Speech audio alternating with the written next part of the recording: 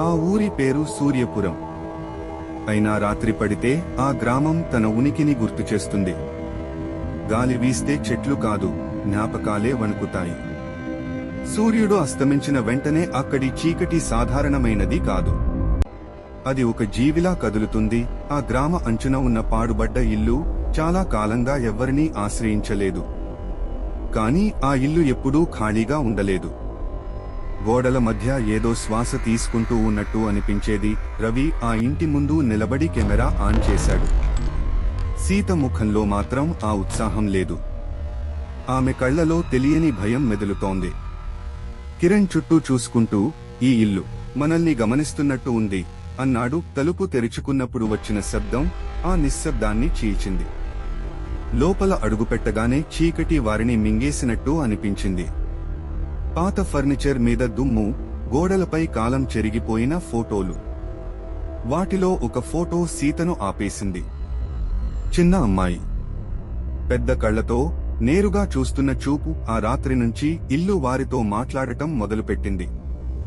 గోడల వెంట వినిపించే చప్పుళ్లు, కారిడార్లో ఒంటరిగా నడిచేటప్పుడు వచ్చే అడుగుల శబ్దాలు. చివరికి గోడపై రక్తంతో రాసిన వాక్యం కనిపించింది, నన్ను బయటకు తీసుకెళ్ళండి. ఆ మాటలు చదివిన క్షణంలోనే సీతకు నిజం అర్థమైంది. ఈ ఇల్లు ఒక సమాధి.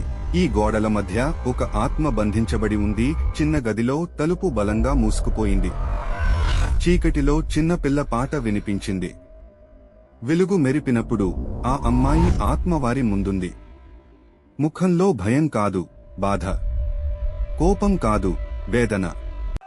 నన్ను ఇక్కడే వదిలేశారు అని ఆత్మ నెమ్మదిగా చెప్పింది. నేను తప్పు చేయలేదు, కాని నన్ను శిక్షించారు. ఫ్లాష్ బ్యాక్ లా వారి కళ్ల ముందు దృశ్యాలు తిరిగాయి. గ్రామస్తుల భయం, మూఢనమ్మకాలు, ఒక నిర్దోషి బాలికను బలిచేసిన దారుణం. రవి కెమెరా ఆఫ్ చేశాడు.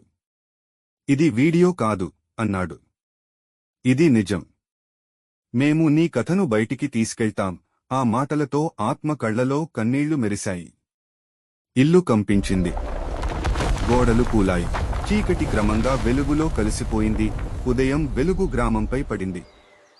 ఆ ఇల్లు ఇక లేదు. కాని వెళ్లిపోతున్నప్పుడు దూరంలో మరో పాడుబడ్డ ఇల్లు కనిపించింది. కిటికీ దగ్గర ఒక చిన్న నవ్వు. చీకటి ఒక చోట ముగిసినా అది ఎక్కడో మళ్లీ మొదలవుతుంది.